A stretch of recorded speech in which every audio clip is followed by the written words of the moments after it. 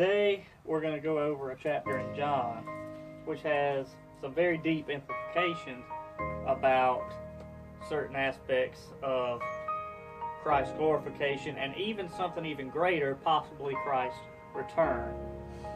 So this is the second chapter in John and is the first miracle of Jesus' ministry. This is when he had just chosen his disciples and they are just beginning the ministry. And I want y'all to listen carefully as I read this, because there's going to be some certain words I want y'all to hear, and I'll emphasize them and we'll go through them. So let's get to it.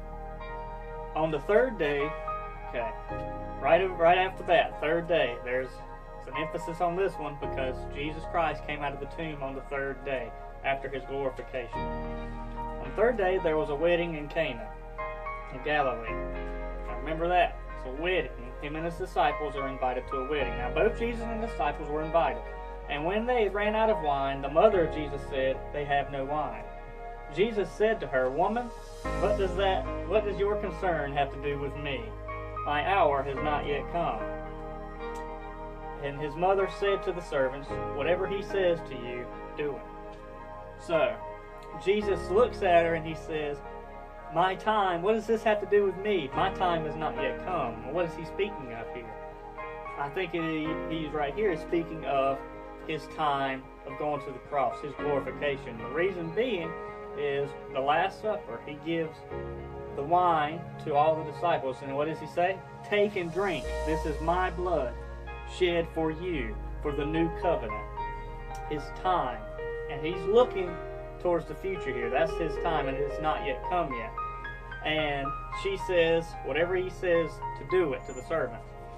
So she knew he was going to take care of them right off the bat. Now there were 6 water pots of stone according to the manner of purification of the Jews. Now this is interesting because number one, there's 6 water pots here. Now 6 is a number that typically represents mankind. Why? Because man was created on the 6th day. Now 7 usually means completion. That was the day God rested. All of creation was finished. 8 usually means new beginnings. So we have 6 water pots here. 6 representing the number for man. And what does it say? It says, according to the manner of purification of the Jews. What did Jesus Christ come to do? He died on the cross, shed his blood for all of mankind so that we may have forgiveness of sin, and the Spirit purifies us and makes us new. Each containing about 20 or 30 gallons apiece. Jesus said to the servants, "Fill the water pots with water." So they filled them up to the brim. Now remember what King David said, "My cup runneth over," from the blessings of God. And he said to them, "Draw some out now, and take it to the master of the feast." And they took it. And when the master of the feast had tasted the water that was made into wine, and did not know where it came from, but the servants who had drawn the water knew. Now, the servants can be represented here as either a reference here to the disciples, for they saw Jesus and believed, or it could represent also the prophets of the Old Testament, because they were able to see the Jews didn't see, most of the Jews did not see Jesus as the Messiah, but the prophets of the Old Testament foresaw Jesus coming.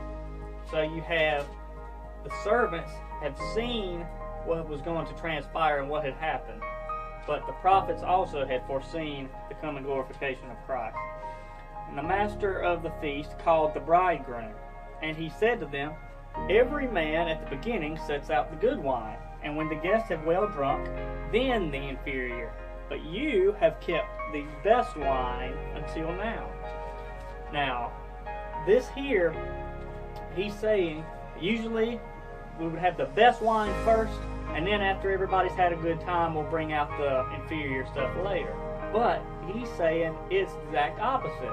The best was saved for last. In other words, you have the Old Covenant, the Old Testament, the Law of Moses. And the Jews held it in such high regard and wonderful, and it's the law of God. But, like Jesus says, you can't put old wine into new wineskins or it bursts forth. So you have the new covenant through the blood of Christ coming, which is better in all ways to the old law, because we are now under grace, the dispensation of grace for all of mankind. And that truly means the best comes last here. Now this was the beginning of signs Jesus did in Cana of Galilee and manifested his glory, and the disciples believed in him. Now let's go to Matthew 25, because now I want to discuss the actual event he was at. He was at a wedding feast.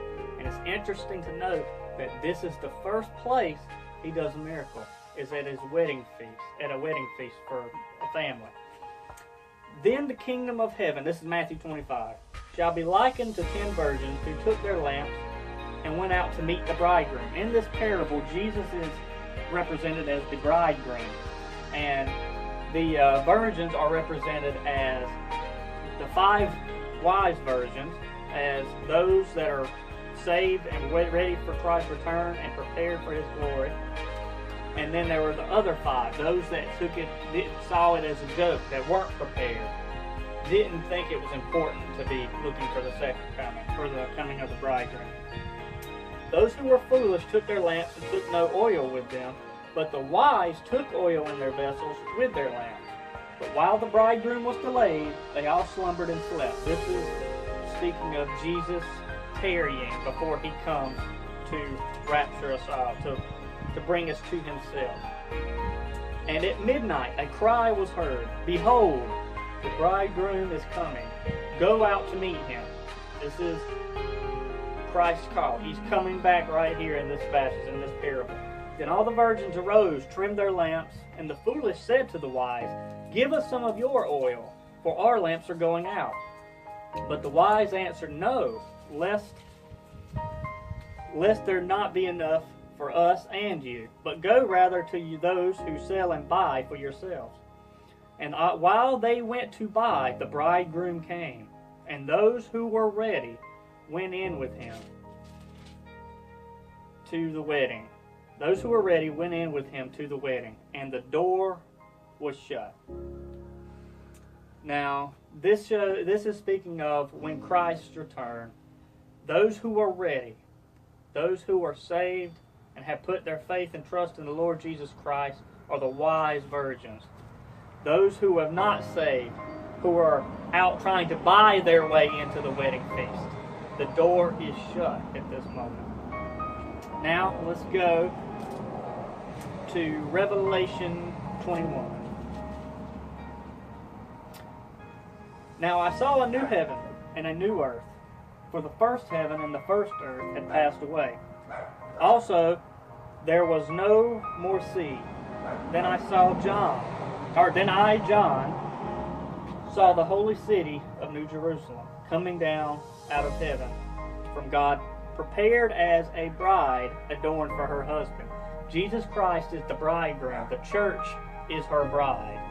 Who will inhabit the New Jerusalem with him in his glorious kingdom? His church. And I heard a loud voice from heaven saying, "Behold, the tabernacle of God is with men, and he will dwell with them, and they shall be his people. God himself will be with them, and be their God.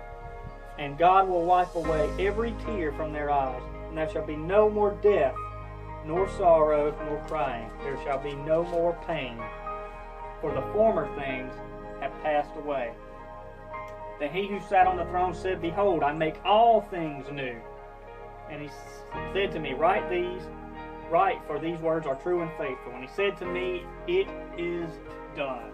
I am Alpha and Omega, beginning and the end. And I will give to the fountain of life freely to him who thirsts. He who overcomes shall inherit all things, and I will be his God, and he shall be my son." And so you see the wedding feast of Christ when we are gathered to him. And as the master of the feast said, truly They saved the best for last.